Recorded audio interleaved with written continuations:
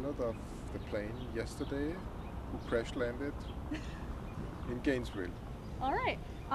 And just as a brief background, can you just walk us through exactly what happened yesterday? I did my pre-flight check at the aircraft in Fort Lauderdale.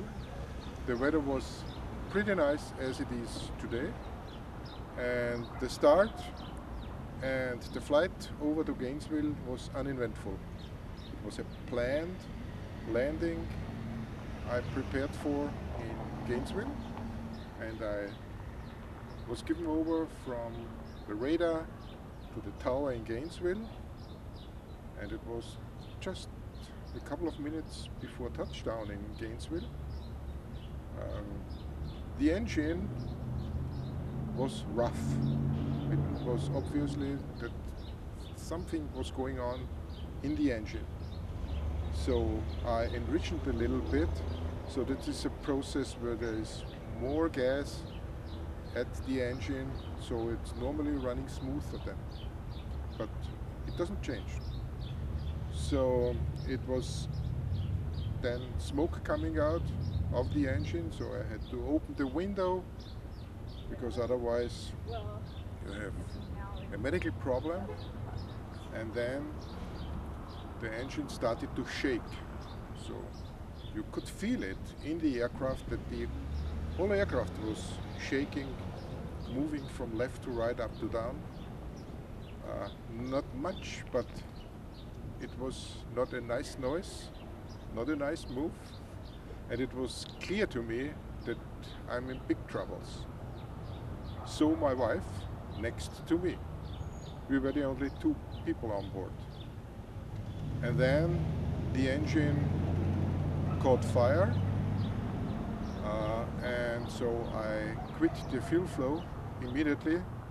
So the engine stopped then, and there was no more noise of the engine, and the aircraft went down very quick. So to get a feeling, approximately 1,000 to 1,500 feet per minute. And I was over the city on the approach to runway 7 at Gainesville, and I called the tower. They couldn't help me, but they should be informed. And I told them, Mayday, Mayday, Mayday. I cannot make it to the airport. I have to crash land it outside.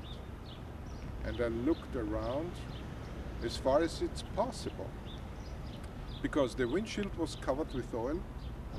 So I had to look outside the window on the left side. And I just saw a sports field, kind of like a soccer field on the left side of Waldo Road. But there were a lot of people standing there playing games, and they couldn't hear me because there was no noise of the engine. So if I would have crash landed there, probably I would have killed some people. Definitely I would have injured people. So I opted not for this soccer or sports field on the left side. I'm really sorry for the people who had to divert yesterday because Waldo Road was closed. But on the other hand, I'm really lucky for my wife and for myself that we survived. And just in that moment in the cockpit when you realized something was wrong, what was going through your head? You have not really much time to think about things which distract you. So not a moment, will I survive or not? Will my wife survive or not? So what could I do to have the best result with the options I had, and right into this moment? And one of them was not to inhale all the smoke which came out of the engine, not to land on the sports field and have injured or killed some people, and to make the best landing on the Waldo Road, not to injure other peoples. Were there any words that you and your wife exchanged in the cockpit when you realized something was No. going wrong? No, no time for that. No time for that. Because She is very realistic.